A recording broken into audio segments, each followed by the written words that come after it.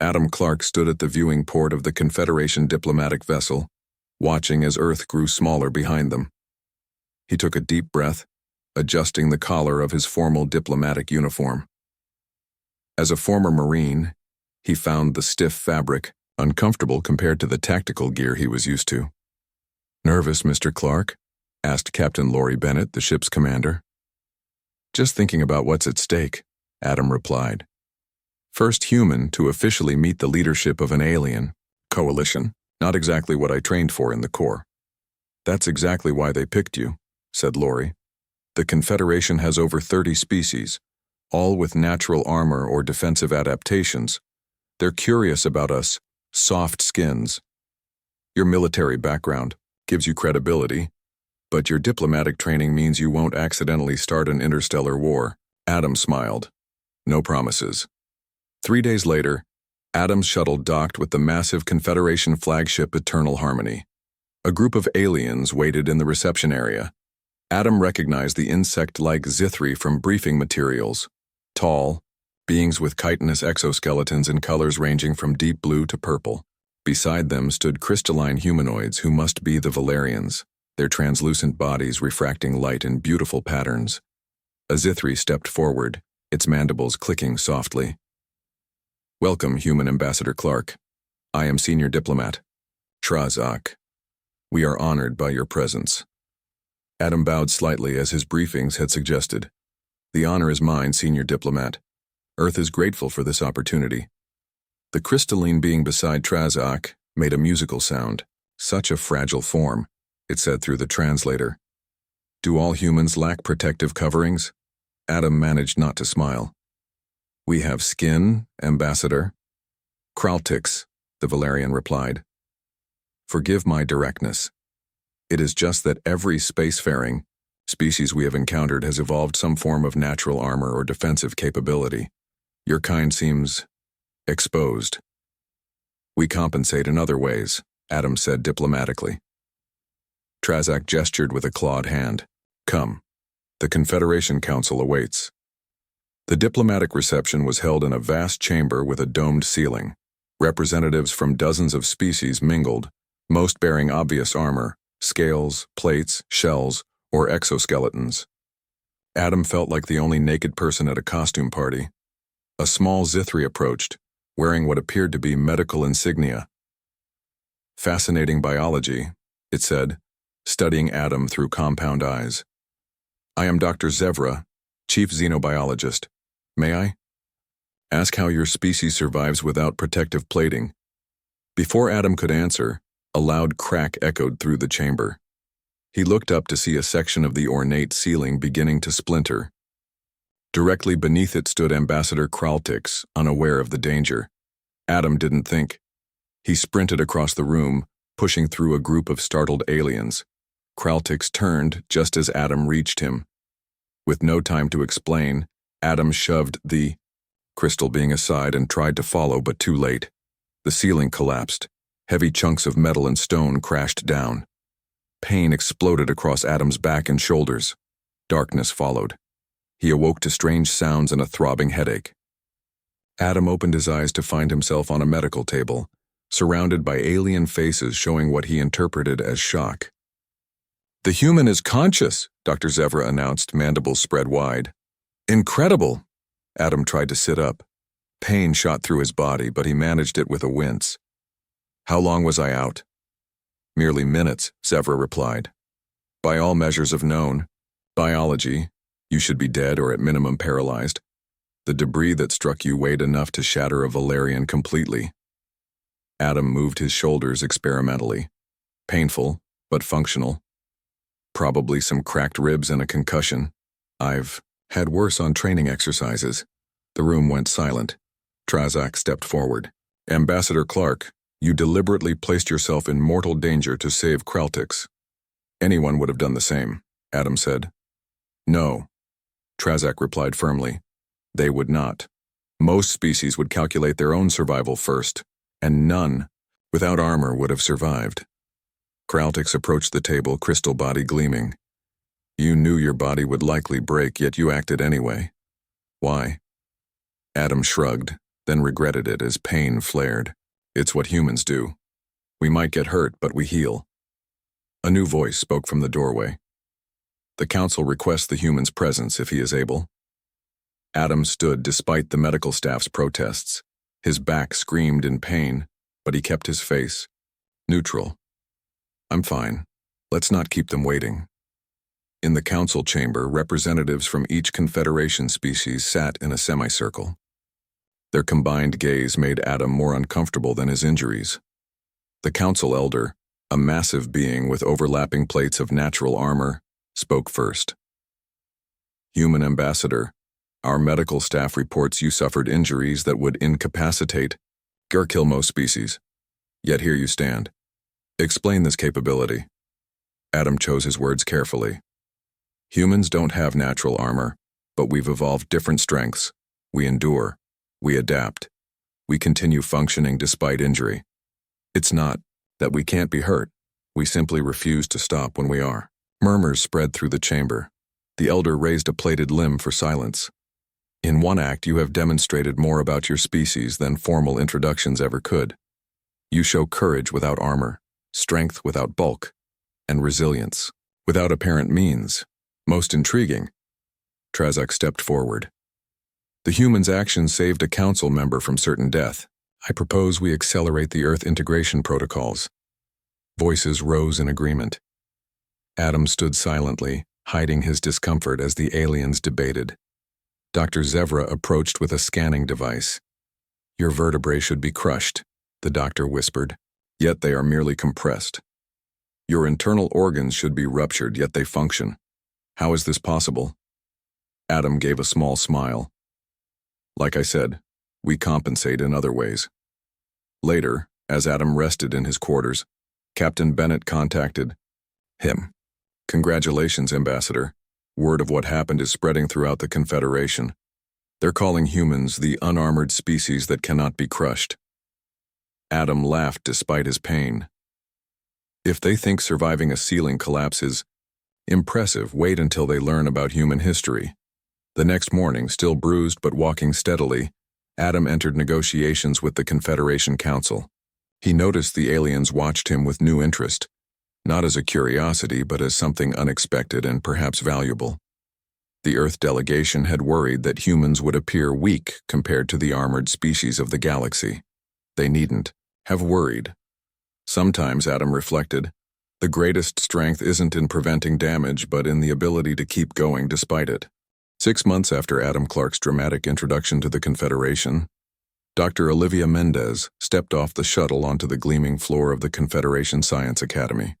The space station orbited a neutron star, its massive research facilities, home to the brightest minds from 30 different species.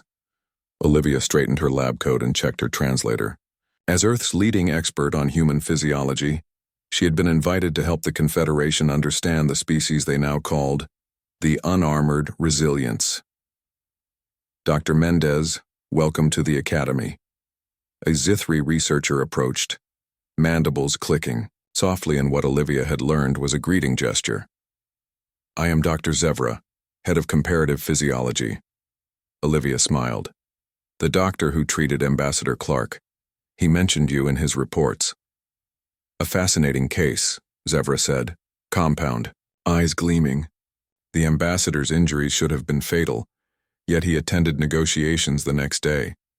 My colleagues believed I had made errors in my assessment. No errors, Olivia said.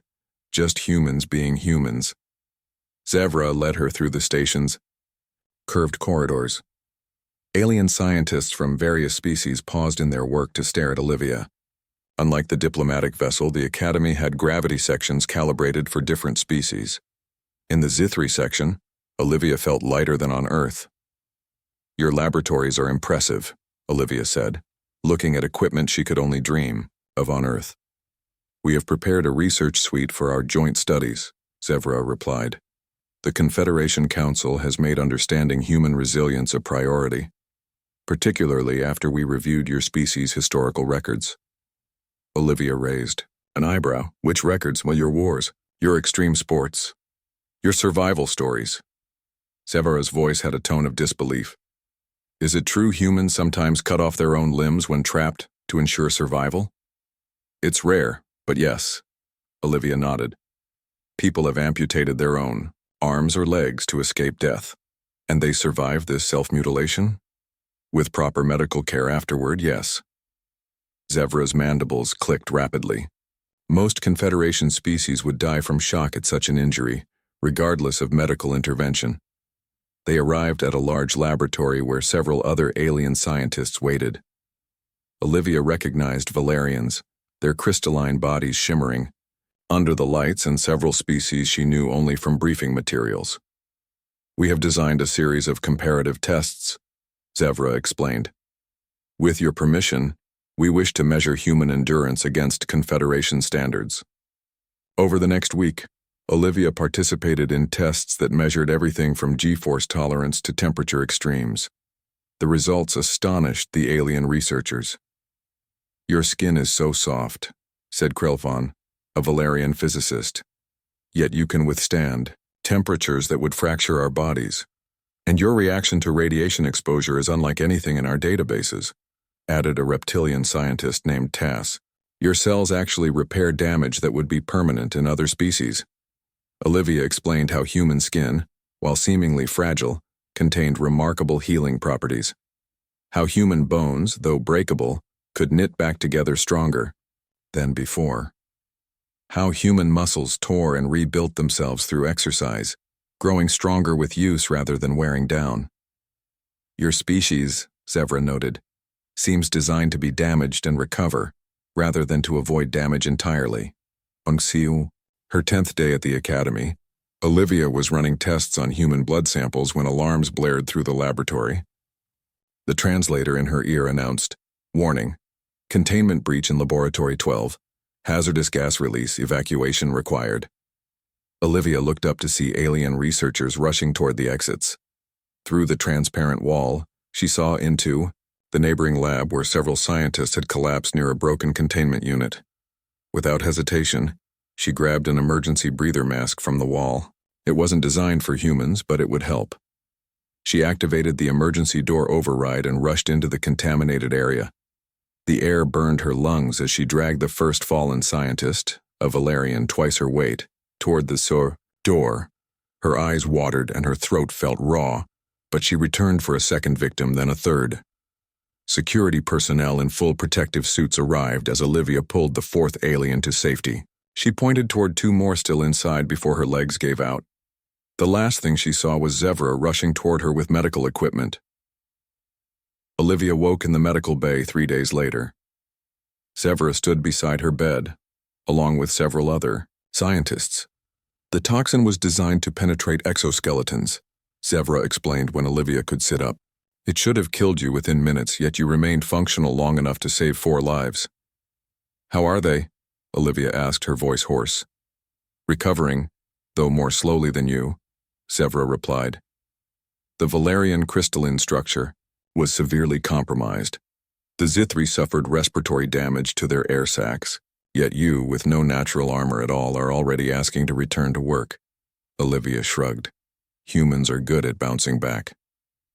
2 days later, still weak but insistent on continuing her research, Olivia returned to the laboratory. She found it filled with new equipment and additional alien researchers. The Science Council has tripled our funding, Zevra explained. Your actions during the containment breach proved what the data suggested. Human resilience is not simply biological. It has behavioral components we hadn't considered. Together, they expanded their research to include psychological resilience. The aliens were fascinated by humanity's ability to endure chronic stress, to adapt to changing conditions, and to maintain function despite physical and emotional trauma. Most Confederation species evolved physical protection, Zevra noted as they reviewed the data. But humans evolved recovery systems instead. You break but you heal. You bend but you straighten. You fall but you rise. We're stubborn that way, Olivia said with a smile. As their research progressed, word spread throughout the Confederation. Delegations from military, medical, and exploration divisions visited the Academy to observe their findings. The Confederation always valued armor, an admiral from a heavily plated species told Olivia. We never considered that lacking armor might create different strengths. On her final day at the academy before returning to Earth with their research, Olivia found a celebration prepared in her honor. Scientists from throughout the station gathered to thank her. Krelvon, the Valerian she had saved, approached with a small crystal sculpture. "This is you," the alien explained, "as we see you now. Not fragile at all, but flexible. Not soft, but adaptable. Not weak, but enduring." Olivia accepted the gift, a simple human figure with intricate internal structures, visible through transparent outer layers. "The Confederation is reconsidering many assumptions because of your species," Zevra said. "Perhaps in the vastness of space, there is room for more than one kind of strength." As Olivia packed the sculpture carefully for her journey home, she thought about how humans had always worried they would seem primitive to advanced alien civilizations. How wrong they had been. Their very vulnerability, it seemed, was what made them remarkable. Jack Wilson wiped sweat from his forehead as the emergency briefing continued. Only 3 hours ago, he had been enjoying his day off when the call came in. Now he stood with 20 other humans in the Confederation Emergency Response Center, as reports flooded in from Nexus 7, a frontier colony on the edge of known space. "The atmospheric processors have failed completely," explained Commander Ryla, a reptilian alien with overlapping scales of deep green. "Temperatures are rising. Air quality is deteriorating. Gravity fluctuations have begun." On the large display, Jack could see aliens evacuating, their armored bodies struggling in the changing conditions. Nexus 7 had been designed as a multi-species colony, with separate environmental zones for different biological needs. Now all systems were failing at once. "How many colonists?" Jack asked. "Approximately 4,000, Ryla replied. "Most heavy worlders." "With natural protection, but they're still vulnerable. The conditions are becoming hostile even to evolved defenses." Jack stepped forward. "My team can help. Humans are adaptable to environmental changes that would harm your people." Ryla looked skeptical. "This is not a minor inconvenience, Mr. Wilson. We're talking about toxic air, crushing gravity, and temperature swings that would kill unprotected organisms." "Exactly why you need us," Jack said firmly. "We might not have natural armor, but we can withstand more than you think." After a brief debate, the Confederation officials agreed. Jack and his team of human emergency responders boarded a high-speed transport along with supplies and equipment. During the journey, they studied the colony layout and prepared for the worst. "Remember," Jack told his team, "our advantage isn't that we can't be hurt. It's that we can keep working while hurt." When they arrived at Nexus 7, conditions were worse than reported. The landing was rough, the ship bucking against gravity surges. Outside, the air shimmered with heat, and warning systems blared about toxin levels. A group of colonial officials met them at the landing pad. Most wore protective suits despite their natural armor. Their leader, a massive being named Dorn with plate-like ridges covering his body, looked at the humans with doubt. "You brought soft skins?" he asked Ryla. "They'll die within hours." Jack stepped forward, already sweating in the heat but standing tall. "We're tougher than we look. What's the most critical situation?" Dorn hesitated, then pointed toward a massive structure in the distance. "The main habitat dome is failing. The support struts are buckling under the gravity fluctuations. We've evacuated most residents, but the critical systems are housed there. If it collapses completely, the backup life support for the entire colony fails." "Show us," Jack said. The conditions worsened as they approached the dome. The air burned in Jack's lungs, and he felt the extra gravity pulling at his body. Around him, even the armored aliens moved with difficulty, their protective biologies struggling against the hostile environment. Inside the dome, the situation was dire. Support columns had cracked and the ceiling groaned ominously. Engineers worked frantically to shore up failing sections, but they moved slowly, their bodies fighting the conditions. "We need to stabilize the main support arch," Dorn explained. "But the automated systems are offline and our people can't work fast enough in these conditions." Jack assessed the situation quickly. "My team will handle the heavy lifting. You focus on repairing the atmospheric processors. For the next 12 hours, the humans worked without rest. They carried loads that required mechanical assistance for the alien workers. They crawled into spaces too dangerous for the more rigid bodies of armored species. They breathed air that slowly poisoned them, feeling their lungs burn but pushing through the pain. Jack found himself beside Keela, one of his team members, as they manually held a support strut in place while aliens worked to secure it. "How? You holding up?" he asked her, muscles trembling with effort. "Been better," she grunted. "My nose started bleeding an hour ago. Pretty sure that's not a good sign." "Just a few more minutes," Jack encouraged, though his own vision was starting to blur. Across the dome, other humans worked through similar pain. Some coughed blood. Others had skin that was blistering from chemical exposure. Yet they continued, their bodies failing but their determination intact. On the third day, with repairs nearly complete, disaster struck again. The colony's main dam began to crack under the strain of gravity fluctuations. If it burst, the floodwaters would destroy the evacuation zones where thousands of colonists sheltered. Jack led a team to the dam while the rest continued work on the habitat dome. When they arrived, water already seeped through growing cracks in the massive structure. "The support wall is failing," explained the dam engineer, a crystalline being whose body showed stress fractures from the conditions. "We need at least 2 hours to divert the water flow, but the wall won't hold that long." Jack studied the bulging wall. "We'll hold it." "Physically?" The engineer's crystalline body flickered with disbelief. "Impossible." Without answering, Jack positioned his team along the weakest section of wall. They braced themselves against the structure, using their bodies to reinforce the failing concrete as water pressure built behind it. Hour after hour, they held their positions. Their muscles screamed, their bodies bruised. Some developed fractures in their bones from the constant pressure, but they did not move. Word spread throughout the colony. Aliens came to witness the human effort, watching in stunned silence as these unarmored beings used sheer will to accomplish what seemed impossible. When the water diversion was finally complete, and they could step away from the wall, Jack's team could barely walk.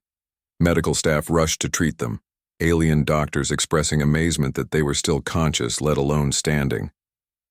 "Your internal injuries should be fatal," one doctor told Jack as they examined him. "How are you still functioning?" Jack managed a tired smile. "It's what humans do."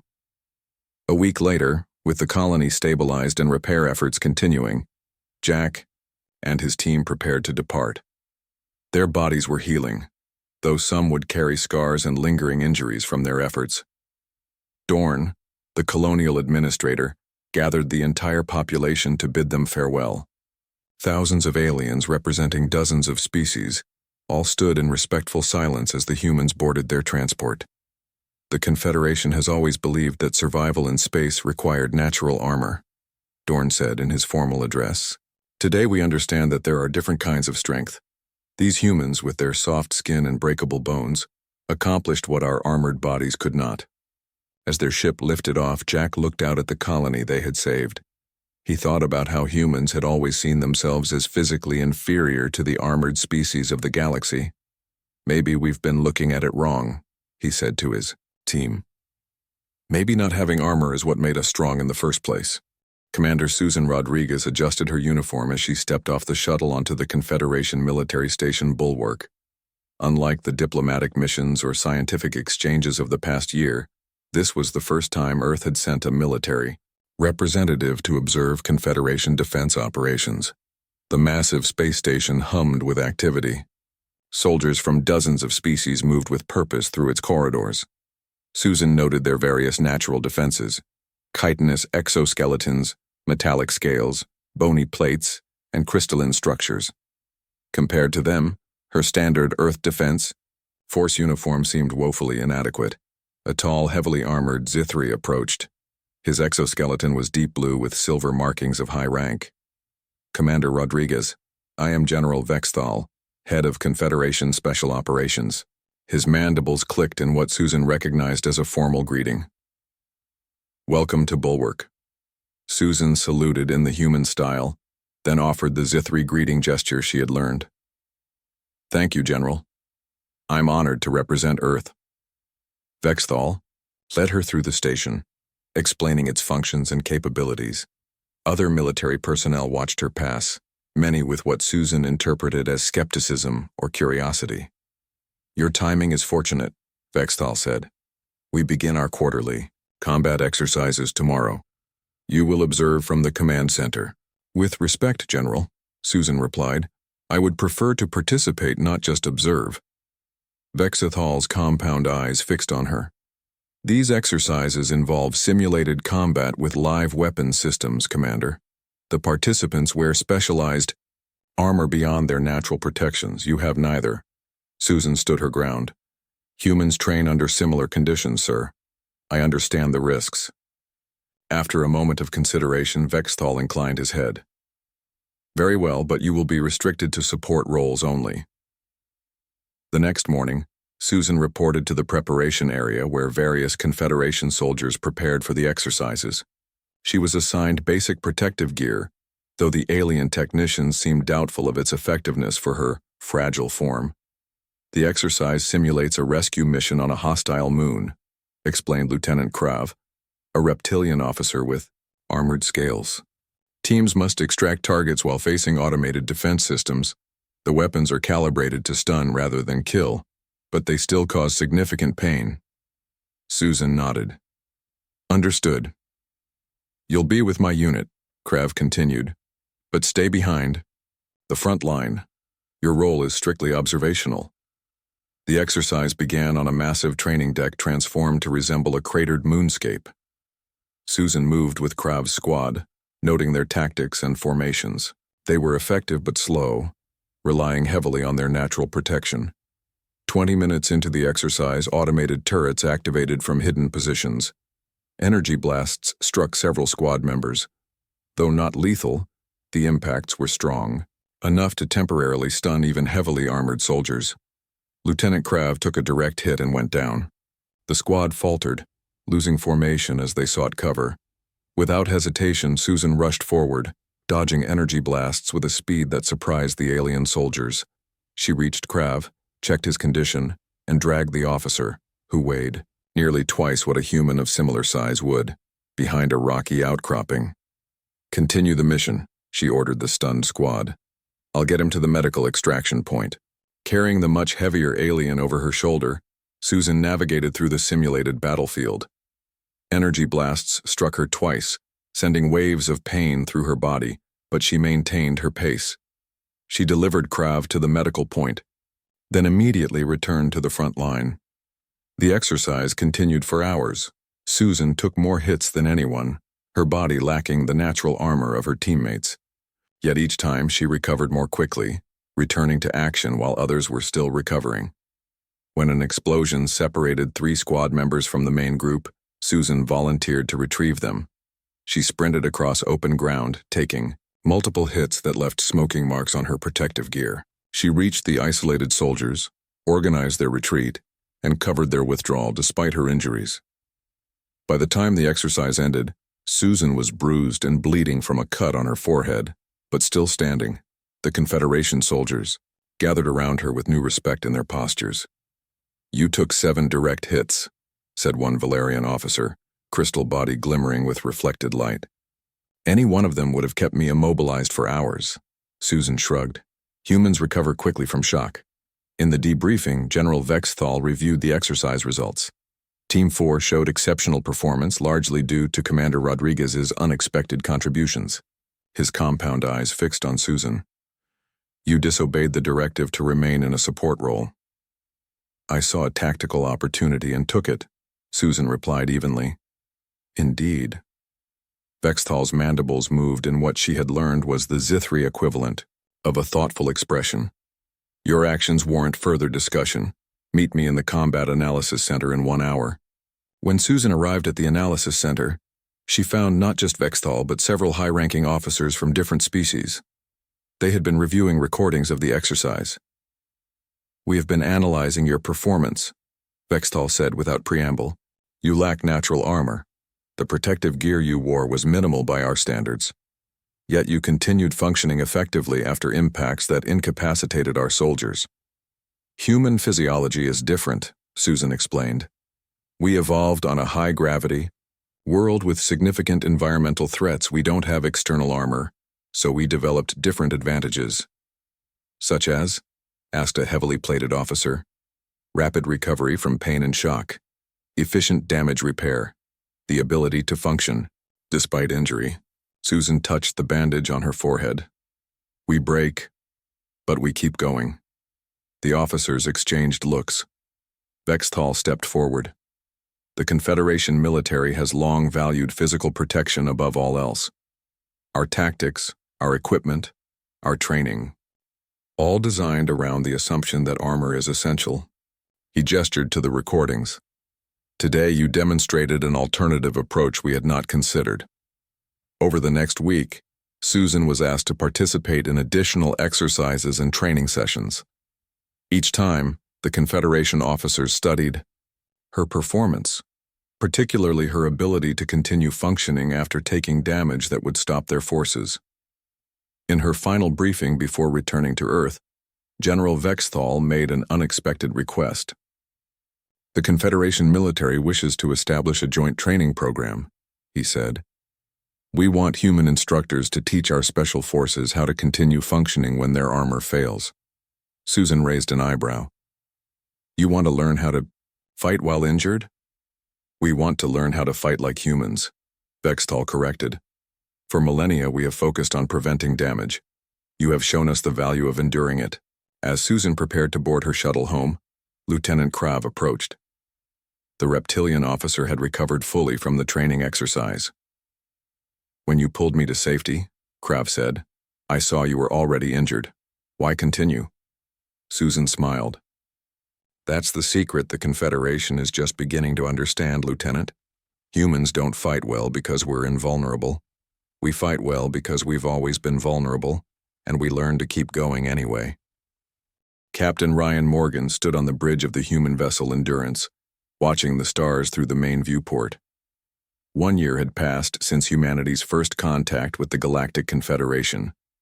In that time, humans had proven their worth as diplomats, scientists, rescue workers, and soldiers. Captain, we're receiving a distress signal, announced Lieutenant Sam Green from the communications station. It's from the Valerian colony on Proxima 2. Ryan turned. Put it through. The transmission was broken and filled with static, but the fear in the crystalline being's voice came through clearly. This is Governor Zeltar of Proxima 2. We are under attack by Marath forces. Their biological weapons are... Our defenses are failing. Request immediate assistance. The message cut off abruptly. Ryan looked to his first officer, Kate Davis. The Marath, he asked. Kate nodded grimly. An aggressive empire on the Confederation's outer border. They've been quiet for decades, but our briefings warned they might test humanity's alliance with the Confederation. Ryan made his decision quickly. Set course for Proxima 2, maximum speed. Alert medical to prepare for biological weapon exposure. All hands to battle stations. The Endurance dropped out of faster-than-light travel near Proxima 2 to find chaos. Marath ships orbited the planet, firing on anything that tried to escape. The colony's defensive platforms were silent, disabled by unknown means. Scan the surface, Ryan ordered. What are we dealing with? Multiple Marath landing craft, reported the sensor officer. The colony's defense shield is down. Life signs are weak and scattered. I'm detecting an unusual biological agent in the atmosphere. Ryan studied the tactical display. The Marath don't know we're here yet. Let's use that advantage. Prepare a landing team with full hazard gear. I'll lead it myself. Kate frowned. Captain, protocols state... I know the protocols, Ryan interrupted. But we're dealing with an unknown biological weapon that's effective against Confederation species. We need to see it firsthand. The landing team deployed to the colony's central administrative district. The scene that greeted them was grim. Valerian colonists lay in the streets, their crystalline bodies clouded and cracked. Those still alive emitted weak pulses of light, their equivalent of labored breathing. Ryan knelt beside one victim, scanning with his medical device. This isn't like any biological weapon I've seen before. It's targeting the crystal matrix itself, breaking it down from within. Similar effects on the other species, reported Dr. Alan West, the team's medical officer. The Zithri exoskeletons are dissolving.